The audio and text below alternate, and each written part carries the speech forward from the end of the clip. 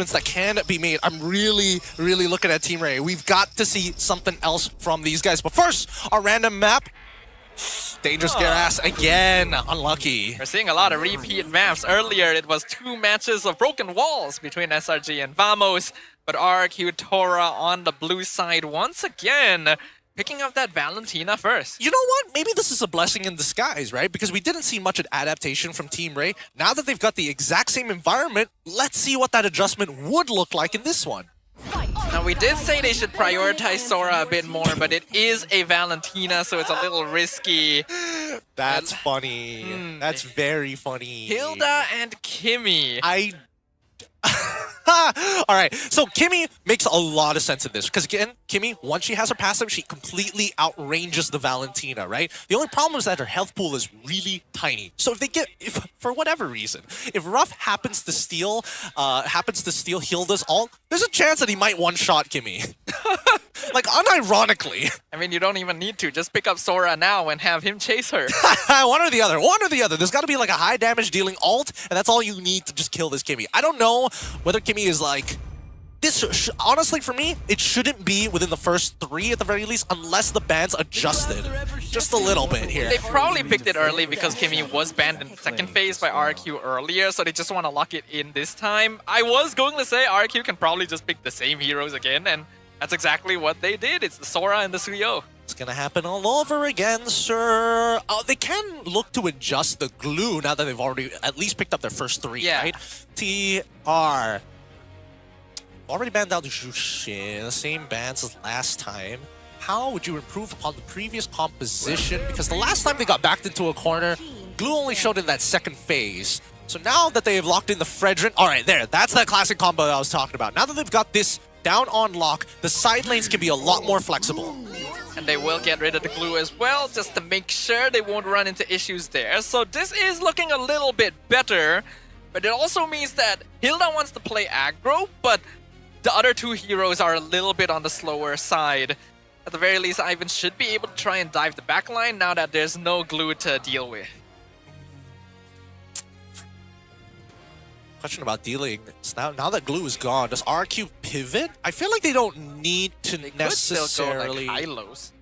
Oh, would Hylos be good enough in this particular scenario? Because no matter what, it's really like, how do you displace Fredrin and Hilda to kind of get out of the way so you have access to the backline? And you're already running Suyo. So Suyo is weird because like you can't really like one-shot a backliner unless you're ahead. So now it becomes a question of priority. With Sora in your hands already, the fact that you ban out Masha, which again, very good ban here for the side of RRQ. They know that Team REY can go double fighter gold lanes if they wanted to. Oh. I think the carry ban is not bad. I was actually thinking that if they do decide to ban heroes like the Hylos, then the carry would still be a problem, especially now that they have a tank jungle. But then would you rather deal with the Claude? I actually think they would. Is that more manageable? Because Claude can literally get behind the Fredrin to get on top of Kimmy. Carry can't, unless you're like in a bush. But carry can melt your front line. That's also true. And I think that's what they're more worried about. I feel like it's more manageable, right? Oh, well, then again, it is carry, right? She's a subjective thing. Yeah, it's a little subjective. And well, after what Ruff did in game 1, I mean, I think that one is... Oh, boy. Let's see what matchup he'll have against Loliels, right? It might be better. It might be better for all intents and purposes. Zhong. Zhong Bandao. Respect to Siska. 2 of his high-performing heroes taken out of the pool right here to make sure that the Sora will have the best time possible. They know that with a Hilda and Fredrin already, Siska is going to be put on more of a playmaking style hero to make up for that damage. But what will be good? You also have to keep in mind that your ults are going to be stolen away by Valentina. So whatever you're putting in your arsenal, they're going to get it too. I was thinking like maybe he wants to go back into something like Lapu Lapu, but then again it's Valentina, so it's kind of rough to deal with that. Benedetta, not a bad idea, but I think we need to see what the support is first for the side of RRQ. Yeah, I think so as well. Looks like for now, Team REY is going to be locking in that Yisun Shin again. I don't know. I'm still not a big fan of this. Hold on. Wait. Is this... Oh, no. It'd be more so for RRQ if they wanted to go with, like, the Fredrin EXP. Yeah, no. Isunshin Gold, I mean, it's still okay, but we can see that Lolil has a tendency to play more passive. He needs to hit that second item power spike before he can really start contributing. And that gives RRQ TORA time to work with. They don't have carry anymore, but there's still other good gold laners. The Claude is still there. If you want early game, things like Brody or Clint. The high-lows does get locked in, along with the Granger. Granger, all right. Let's see, full composition. There we go! Oh. You called it! You called it. Benedetta gets locked in. There are clear targets for it, and at the very least, with Super Yoshi on the Hylos, it's a very telegraphed stun for Siska. Oh boy, this is a little spicy here. This one's a little interesting. I'm very surprised that Siska was like, Coach, it's time for the Benedetta. It truly is time. Yeah, I think so as well. This will definitely out-trade a Sora at levels 1 and 2, can rotate the map very quickly to try and match up the RQ's more aggressive side lane playstyle, and makes up for the fact that they have a tank jungler. So this is a more balanced composition for sure, and now we will get to see how Team REY actually perform. Yeah, this is going to be so much better, because even if the mid-trio starts to struggle, they can call upon Siska for an early rotation to kind of bail them out of some tough spots. We'll see whether that's going to be the case, because TORA, right out of the gates, we're looking strong with a 20-7 game score for game number 1. We might see a repeat here in game number 2. Will this be the ray of light that Team REY is going to be looking for, or will the Kingdom continue to roar and break through their defenses?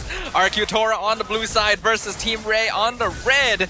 Kingdom currently 1 game away from securing their first series of the season. Yep, and now the hardest part of the mid lane. Look at this. This is just brutal early game domination for the side of Team REY. Zoning people off, walking into enemy territory. No passports, nothing to worry about. No visas, didn't need it anyways.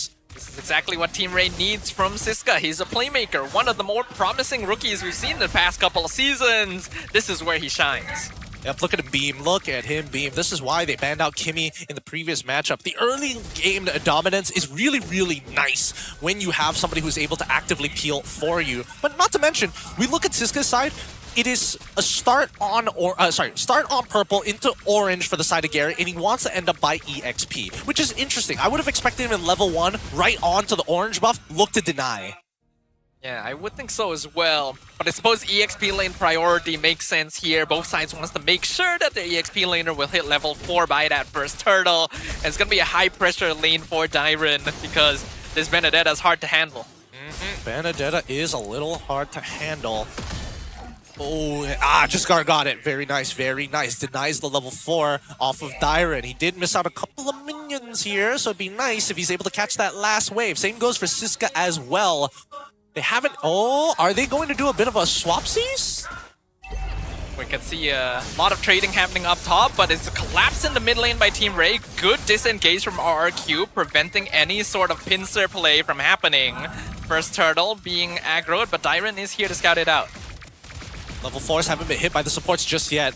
Yeah, this is going to be the stalemate, but if you look at top side, Lolios! Oh, did he get it? He flickered down! Is he alive? I think he's okay, but he's still trying to fight actually, and he dies! First blood to Ruff! Not a good start. Now Team REY gonna try and contest the turtle, but Martisi goes down to Dyron. Literally the thing I said in the draft. And Ivan dropping low as well. Turtle dropping low. Revitalize from Gary! Steals it away, and Kim steals the life of Jesgar. Picks up a double kill! Chasing down Ivan behind his own tower. Siska not even gonna be allowed to back off for free. Yep.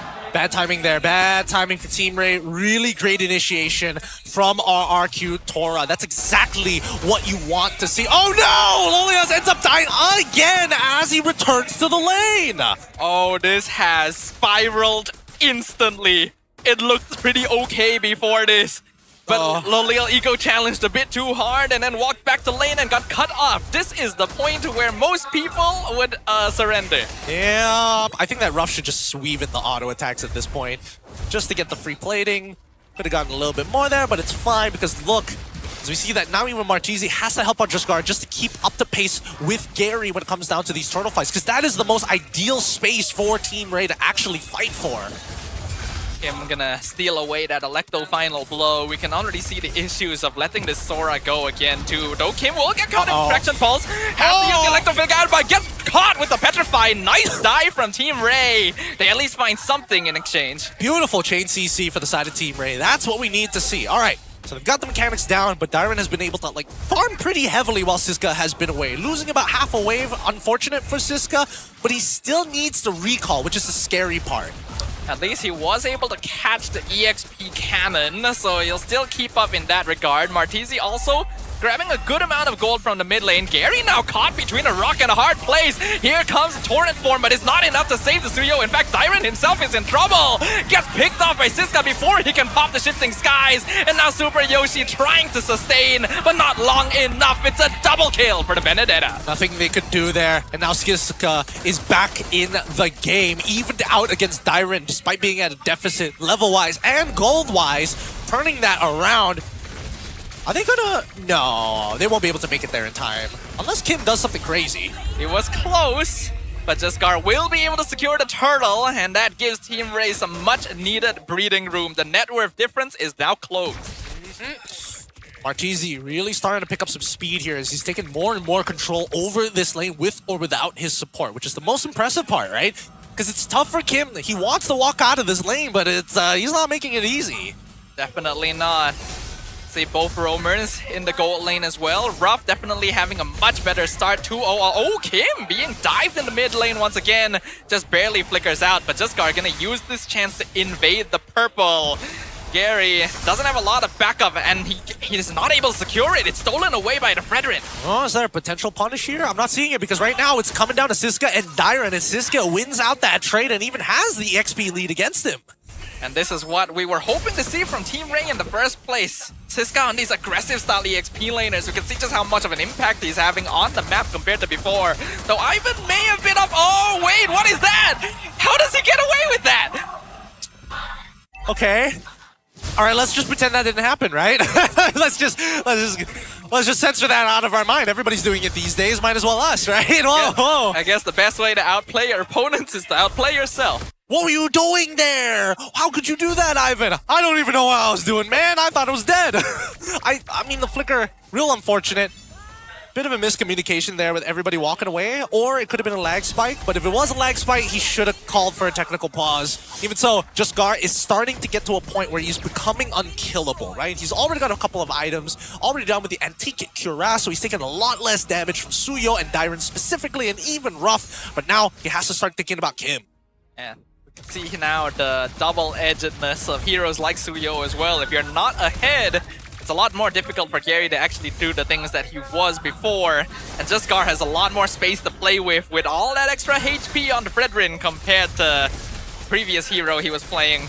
Next turtle gonna be focused on. Super Yoshi comes in from the flank with the rest of RRQ TORA. Ivan's in the backline. Gary steals it away! Beautiful retry timing, but Team REY is gonna instantly collapse off on him. Gary goes down. Ivan gonna be traded. So Super Yoshi somehow alive? And here comes the shifting skies. Forces the flicker from Lolil, but is not able to finish anyone off. Team REY is so low. Direct goes down. Ruff flickers forward. He's looking for Jesgar. Can he find at least one? Yes, that's a mega kill for the Granger. Oh my goodness, is Granger gonna have enough? Wait, I'm waiting for the energy. He should have one. All shot. Oh! He gets it! Sniped under the tower! Ruff with the fadeaway kill right there. Gonna be able to clean things up. It was kind of messy, but RRQ TORA will win just off of that. Now with 5-0 on this Granger. Those Sky Piercer stacks gonna go a long way. Oh my goodness, what a fight that breaks out here. Siska looking to split the lines in half, doesn't find the right angle, but luckily it creates enough space that the rest of Team REY try to isolate their own fights, but once RRQ regroup on that bottom side, you can tell Team REY, the economic damage that they've been receiving all this time is now starting to add up, and more importantly so, they're sticking a little too close together and Kim is getting mega value. And this is a strange habit of Team REY as an organization throughout different rosters. They do like to group up, and that can cost them sometimes. Ruff now going to officially be an issue. I'm not too sure how many Sky Piercer stacks he has. Okay, thank you very much, production. 30. So he's on his way. Yep, he's currently 408 and 8 minutes into the game. Not a bad score so far for stacks as well, which means he probably should only have like 5 shots back-to-back without the Rondo. Now Jesgar still trying to set the boundaries here, trying to make sure that RRQ TORA respects the space. And now that Siska gets the move out for free, they could wait for the next wave, go for the proxy, and then immediately head to the Lord. There's definitely macro pay potential with the Benedetta on the side of Team REY here. RRQ TORA's split push potential is a lot lower overall, and then creates more opportunities to contest neutral objectives with this Red Rin. Speaking of, oh, yeah, nobody else can really open up the map.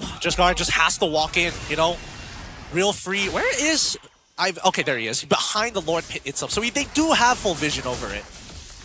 Siren has to dash away from the traction pulse. Team REY still taking this slow. Siska's behind. Glorious Pathway cuts the fight in half. They're going for Jescar. Gary's still on the Lord. Ivan looking for Ruff. He's chasing him away entirely. But Jescar goes down, so Gary gets a free Lord. And now the fight is completely split up. It is chaos in the land of Dawn. Siska abandoned. Double kill for the Sora. And Kim will find a turd in the form of Lalil. Dude, they have got to stop doing this. They've got to stop leaving Just Guard to dry. There's like no reason for it as well. Because Martisi is their main damage dealer besides Lolios. And right now, Lolios is way too far behind to be relevant. Martisi's base damage alone puts him in contention with everybody on his team, including Siska in terms of damage output. So make it make sense. Please, just... Gar's supposed to be... Everybody just be around that guy, man. He is your cornerstone. Yeah, they really need to know how to group together a little bit more efficiently. Siska goes in with a little final blow, takes a lot of damage into church. Oh no! 5 men on the shifting skies from Tyron! They find 2 as a result, and the Lord is still pushing down bottom. RRQ TORA are the predator in this game, and they're looking for their prey. Tyron did not come to Malaysia just to retire. He's here to dominate, as he's finding incredible sets so far. How far it's gonna go, let's see. As Team REY now on the base defense. Mid inhibitor is already gone. Lord will collide bottom, but will get eventually cleared up. They lose the top tower as well. I think Team REY is gonna lose all of their inhibitors here, and RRQ TORA will be happy with that.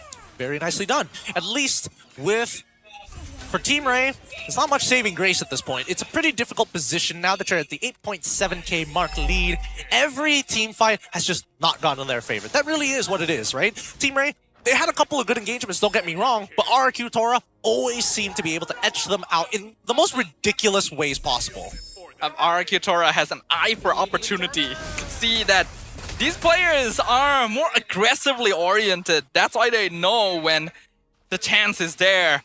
But you can also see the chemistry as well, where they're able to control those urges. They know the timing that is necessary and don't overextend themselves. Oh, another glorious pathway. They're still zoning out Team REY. They're probably not going to get anyone here, but the psychological damage is done. Oh yeah, they managed to get the Traceless out. Oh, sorry, they managed to get the Turtle Boat out.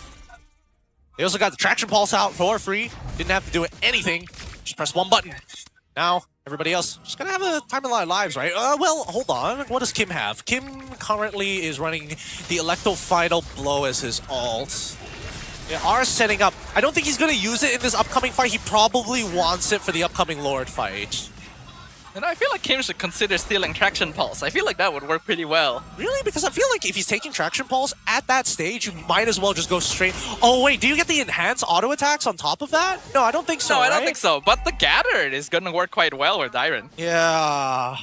I don't think it's the worst, but if you want like hard CC, I would say either take Lolios or just Gars. One or the other. Fair enough. For now, RRQ TORA is on the Lord. Traction Pulse comes out, only catches Super Yoshi, and at this stage, he's more than tanky enough. Dyron will be chunked down pretty low, so Team REY have that at least, but Jescar once again being left out to dry a little bit. Martisi's here to help support the poking, but Gary and Ruff are just slowly whittling the Lord down, and Team REY is just too late. They're trying to engage now. Ivan jumps in, but that's the high-lows. You're not gonna do much to him. We need to go back to the drawing board. Oh, wait. Oh, Kim, that... Oh... Okay. So remember when I was telling you of him potentially one-shotting his target? So, Hilda said no. Just, nah, I don't know what you're doing, but this is not going to work the way you think it's going to work. I don't know what the plan was there, because yeah, Electo in the funnel is great, but you don't really have the Petrify. So now the Lord is pushing in. It's a 4v5 completely unnecessarily. Glorious Pathway comes out, slows Jaskar. Ivan going from the flank. They will clear up the Lord quite quickly since the damage is sufficient and the minion waves are not the most synced. So I think Team REY will survive this one. Okay, they get on out of there. A simple mistake made by Kim ended up costing them a potential push here. This means that the game is going to drag on just a little bit longer, which is great for Team REY. They've been begging for this. They're like, oh my goodness, the Lord was going to push into our side. And now, with that one pick, we come back into this game. It will even out. They will hit 42k. They will hit the max amount of items. It's only that RRQ TORA will be able to swap out their items if necessary. Yeah, it's time for the base defense bonanza from Team REY here. If they can delay long enough, they do have good late game scaling with the 2 marksmen, but they do need to shut down Ruff. If they can get that gold bounty from the Granger into one of the cores, then Team REY has something to work with. Or at the bare minimum, try and half his stacks, right? Major problem. So much HP on your side. You don't want to accidentally just blow up for no reason. Even so, just a very dangerous game for Team REY. Every moment they walk out of their base is an opportunity for RRQ TORA to take advantage of them. And they don't want to be caught out in these streets like that. Not at this time. I think I heard the Mountain Shocker being popped, so they know where RRQ is, including these two down here. Dyren gonna take a good chunk. We can see Martisi is starting to hit pretty hard. He is. And I'm looking at Lolios, I'm like, when is he gonna hit hard? It looks like he's already got 3 items, Hunter Strike, Endless Battle, Malefic Roar, and it looks like he's going for a BOD? Small meetup here in the jungle. I don't think Team REY wants to engage on that. Traction Pulse will catch. That's an awkward kind of interaction, but Super Yoshi's gonna be fine. Hey, it works out at the end of the day, you know? Could have been worse, but now Cisco getting back into the fight here.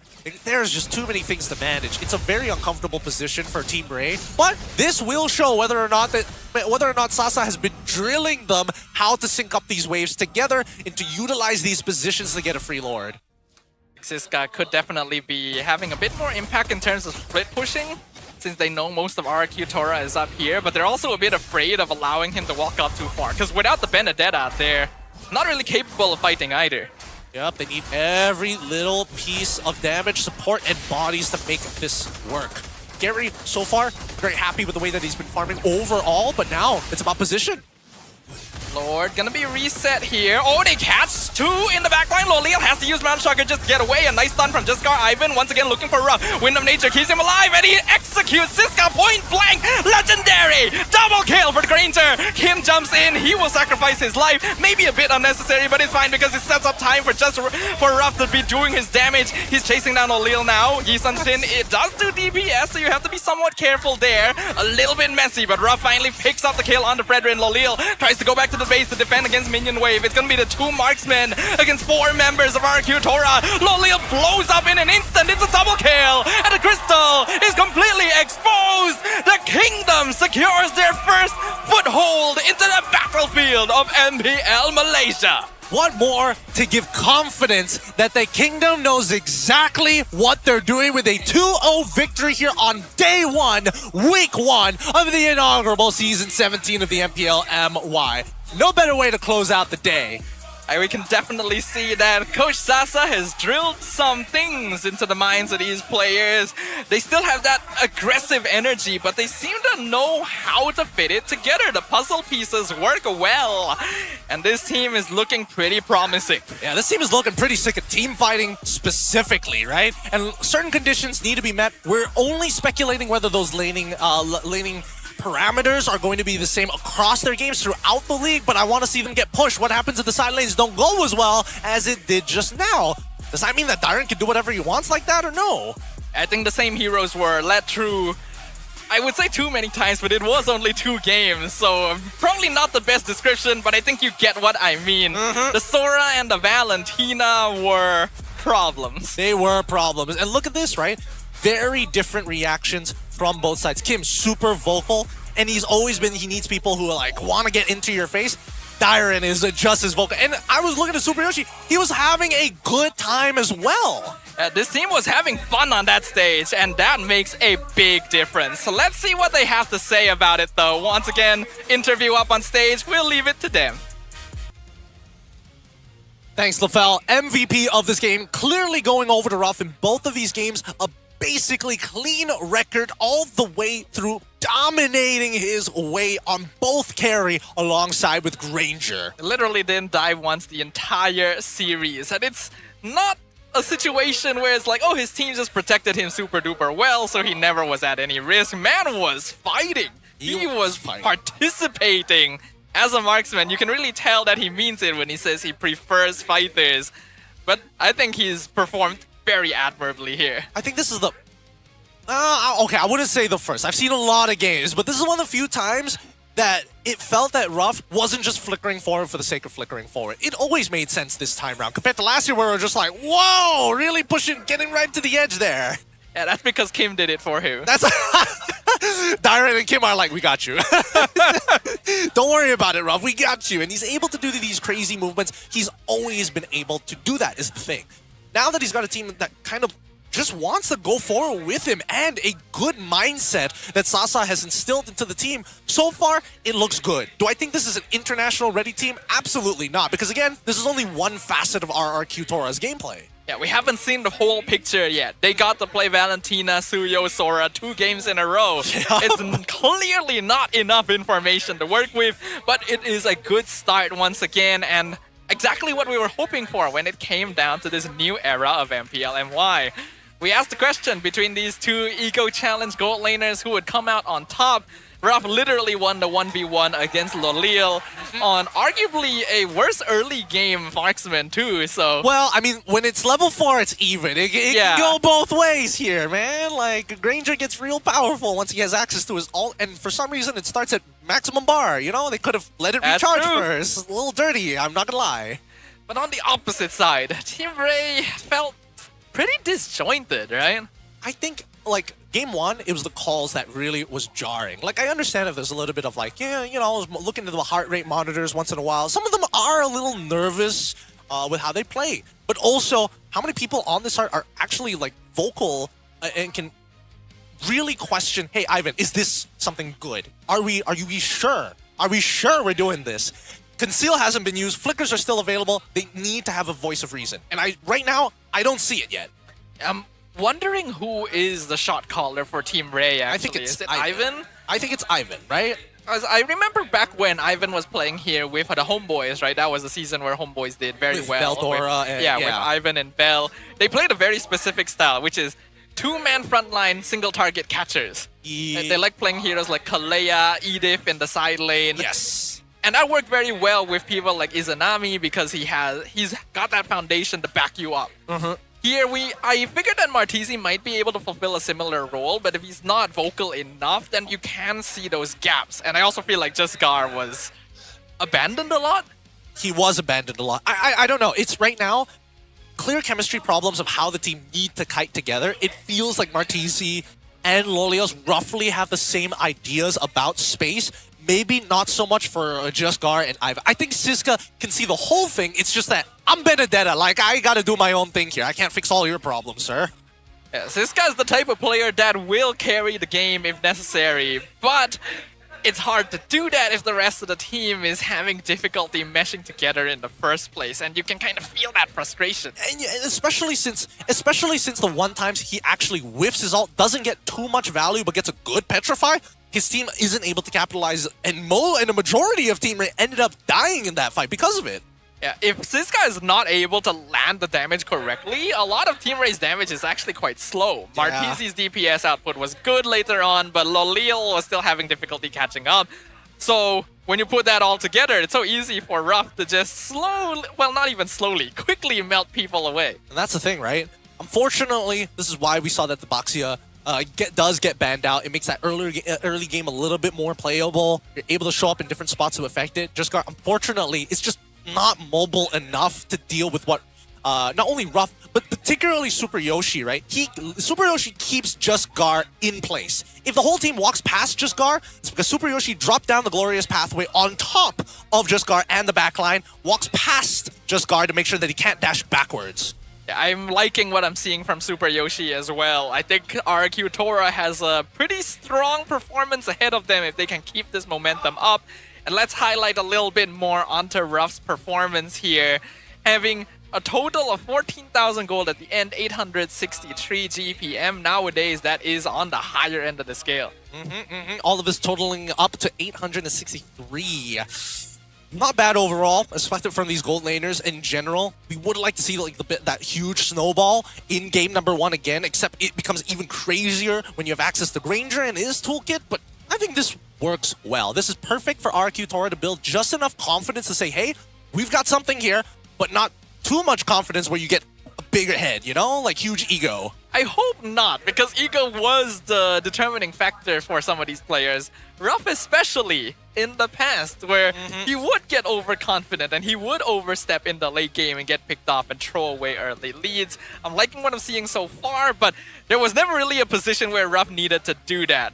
So in the future, when that happens again, then we'll get a clearer idea of how much he's grown. We'll see, because in these highlights, right, so many moments it's just direct, yeah, I just get to kill somebody for free, who's next person, move on to the next person, and just slowly chunk away at the targets because he doesn't necessarily need to do anything crazy in terms of the raw engage. His team is waiting for responses from Team REY. As soon as they see Juskar actually go for the dash and doesn't have his energy eruption to reset it, then they can immediately start focusing on the backline. It's so easy for RRQ TORA to split them apart as well.